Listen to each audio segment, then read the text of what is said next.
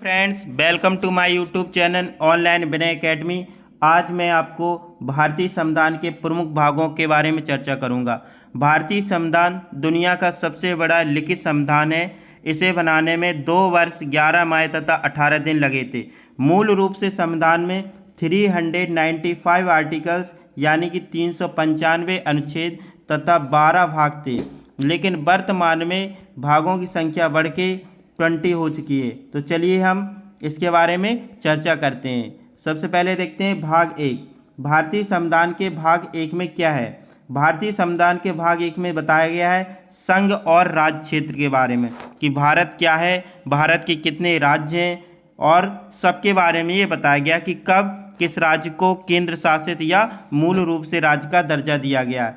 और इनका जो अनुच्छेद संख्या है वो है 1 से लेके 4 तक। दूसरा है सिटीजनशिप यानी कि नागरिकता से संबंधित।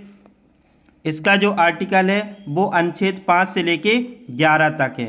और भाग 3 में मौलिक अधिकार के बारे में बताया गया है, जिसे हम फंडामेंटल राइट भी बोलते हैं, है ना, जो हर एक व्यक्ति को प्रदान किए गए हैं। मूल रूप से ये 7 थे, लेकिन वर्तमान में 6 हैं, क्योंकि एक संपत्ति का अधिकार को हटा दिया गया है। इनका अनुच्छेद है अनुच्छेद 12 से लेके 35 तक।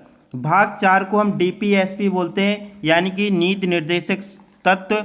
ये अनुच्छेद 36 से लेके 51 तक है। इसमें ये बताया गया है कि राज्य को जनता के लोक हित कार्य के लिए क्या क्या कार्य करना चाहिए। भाग 4 के का में मूल कर्तव्य को बाद में जोड़ा गया है। डॉक्टर स्वर्ण सिंह समिति की सिफारिश के अनुसार ये रसिया से लिए गए हैं।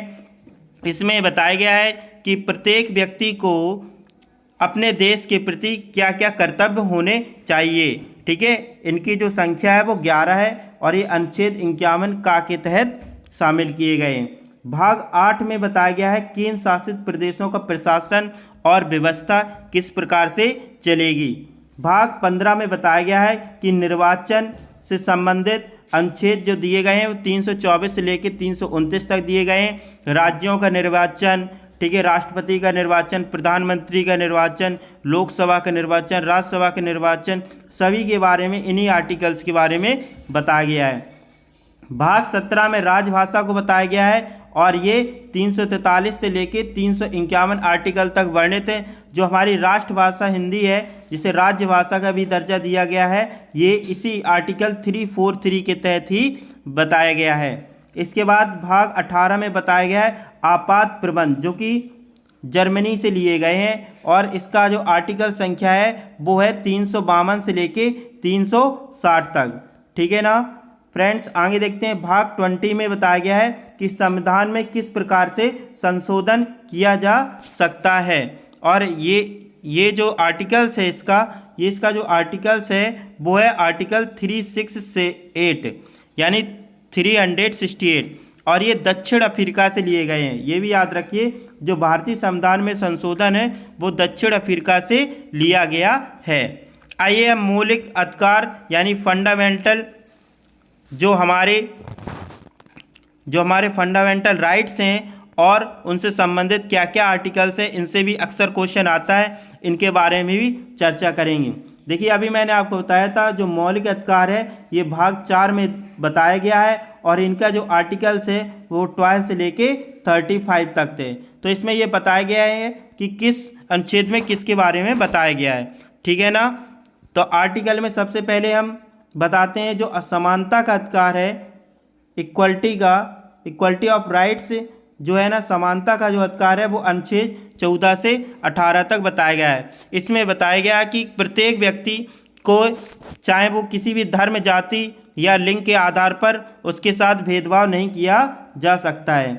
इसके बाद है स्वतंत्रता का अधिकार, राइट टू फ्रीडम, जो कि आर्टिकल 19 से लेके 22 तक बताया गया है। इसमें बताया गया है, इसमें 6 प्रकार की स्वतंत्रता दी गई है।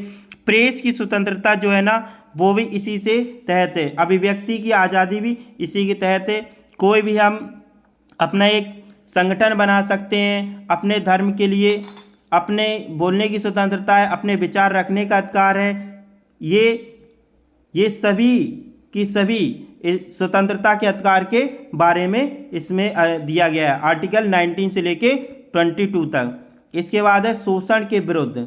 शोषण के विरुद्ध का जो अधिकार है वो 23 से लेकर 24 है। इसमें ये बताया गया कि कोई भी व्यक्ति हो, किसी भी जाति धर्म को, उसके साथ शोषण नहीं किया जा सकता है।